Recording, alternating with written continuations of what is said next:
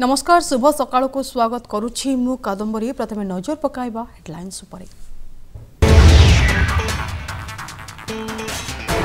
कृष्ण प्रसाद रे आरंभ होला कुकुड़ा मरा। चिलिका रे बर्ड फ्लू चिन्हट पर मांस अंडा न खाइबा को लोकों को परामर्श।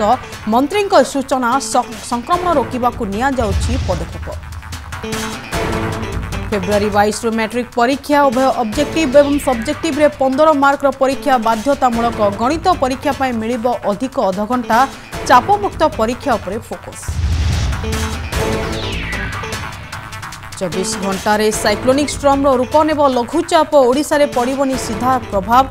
आज ठारू दक्षिण उपकूल और आभ्यंतर ओडिशा रे वर्षा संभावना।